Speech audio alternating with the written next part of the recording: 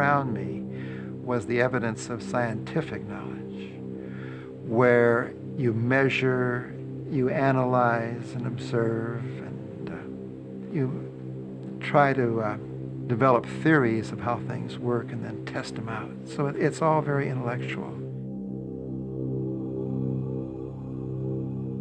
But what was going on inside me was emotional, and the feelings that were coming up were both revulsion about the outside world, but a longing for a deeper relationship between human beings, a more humane society.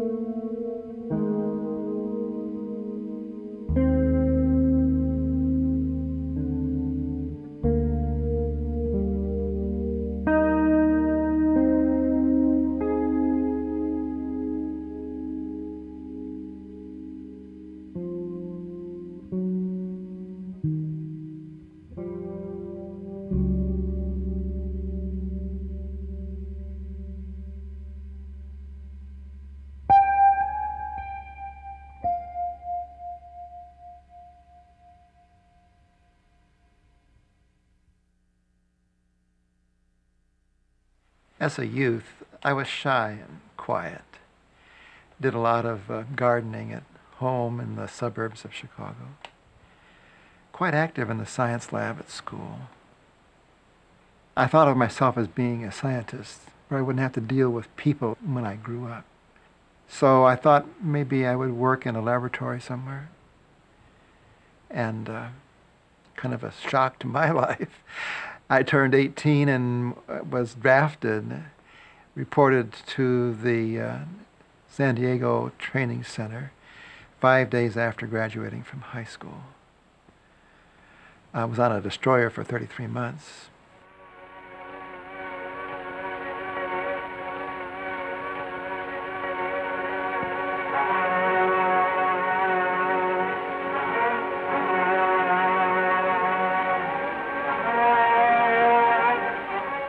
The port of Nagasaki is a deep inlet connected with the East China Sea. Surrounded by house-covered hills, Nagasaki was also an active industrial city with shipbuilding yards, steel mills, ordnance factories, and electrical manufacturing plants.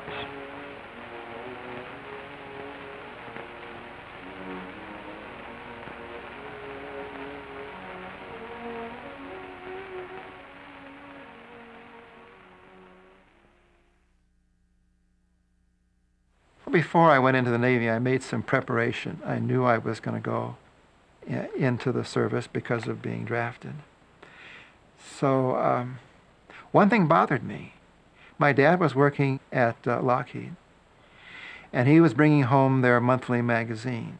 And always on the back of the cover of the magazine, there was this horrible picture.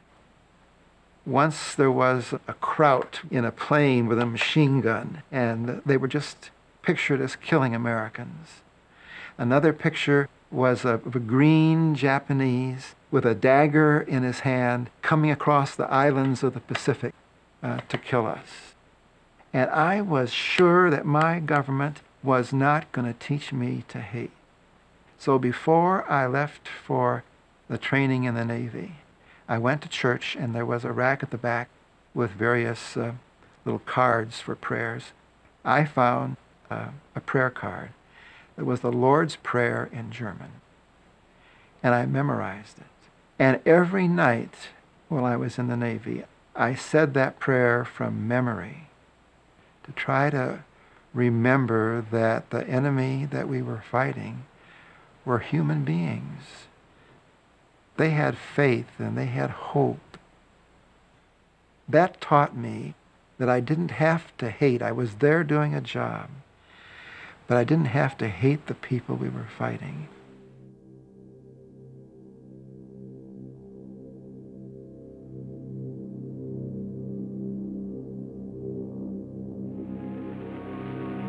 Three days after the tragedy visited Hiroshima, a second tragedy visited Nagasaki. The day was calm, bright, and windless. A hot summer sun shone upon the city. Then a bomb came hurtling down. There was a blinding flash, then a deafening explosion.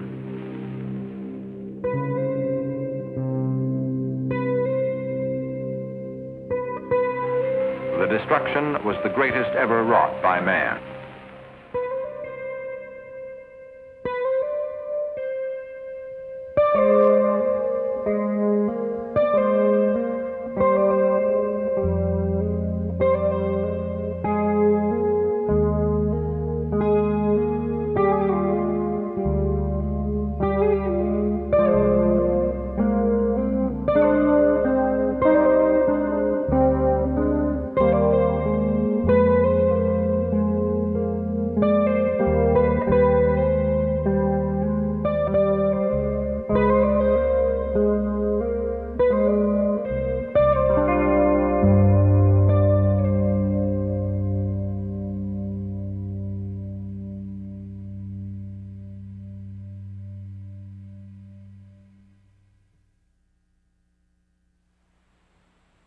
Out in the Pacific, our ship was visiting the ports on the island of Kyushu, the southern island of Japan, after the war was over. And we took the mail each week and picked up mail at the Army bases. And on Christmas Eve, 1945, we pulled into Nagasaki Harbor, and the captain of our destroyer got on the PA system. And he said to us, "This is our last stop in Nagasaki. After this, we're heading home." We were all elated at that. But then he went on to say that because we don't want to miss this historic opportunity, we're sending all hands ashore to see the atomic blast area. So we went in shifts. We climbed into trucks that took us out to ground zero. I landed on my feet jumping out of the truck and was just struck with the total destruction.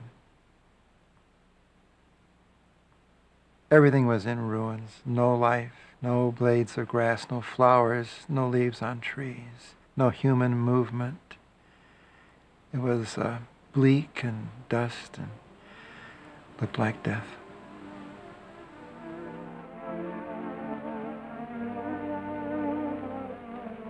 There was nothing left but ruin, nothing standing to hinder a full view of what was the city. The scope and extent of the devastation testified more eloquently than anything else to the enormous destructive powers of the new bomb.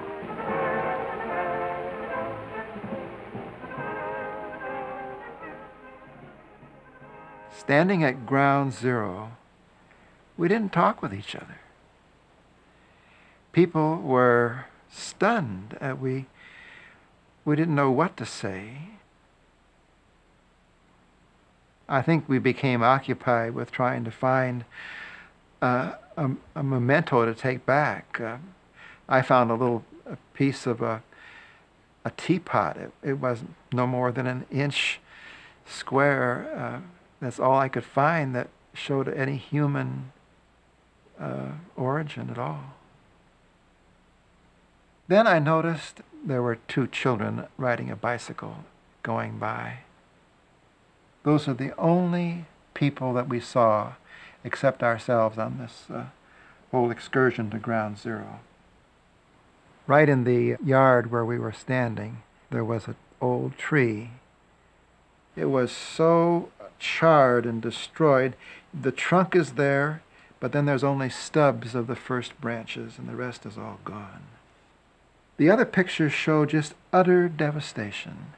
As far as you can see, One brick is not standing on another. It's just level, and it's dust. It was a time that was so overwhelming. I could barely stand to look at it, just to think that humans had lived here.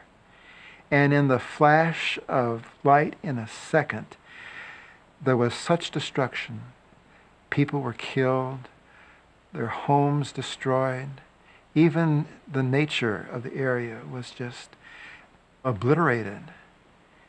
And it was so devastating to think about because we had done that. That we had dropped the bomb that did this.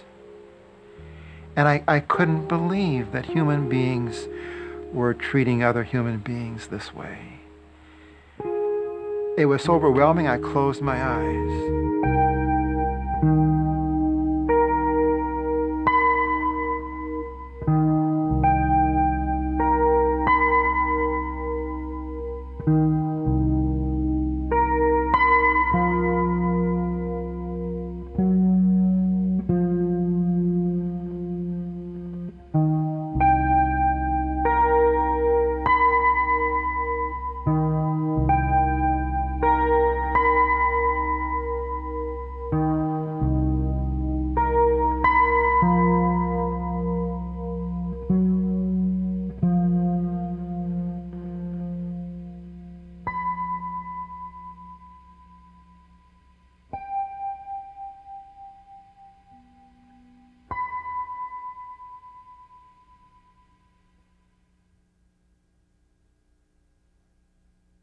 Rising up within me was a remembrance, I think from probably a lesson that I'd had in Sunday school.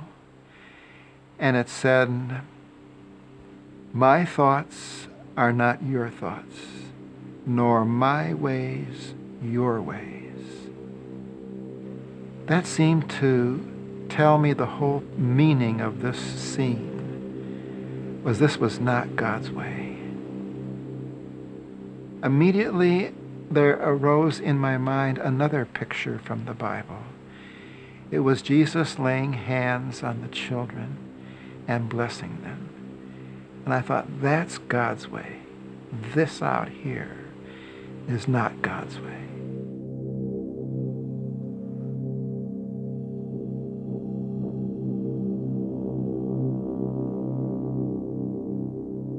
I understand that moment as having seen this contrast and making a choice. I didn't want to live just according to scientific knowledge. I wanted there to be more love and feeling and hope and joy in my life, more concern with justice and peace. When I came back from the Navy, having been at Ground Zero, I had a commitment that had changed me, so that when I got home, I became active in church. I found that there was an urgency now to being with people and to sharing myself with them and learning more about them, and somehow it drew out of me more of an outgoingness than I had ever had before. In fact, 2 years after getting back from the Navy, I decided to study for the ministry. Those experiences at Ground Zero have changed my whole life. My every thought and act has been toward building a world of peace, a world of love and community.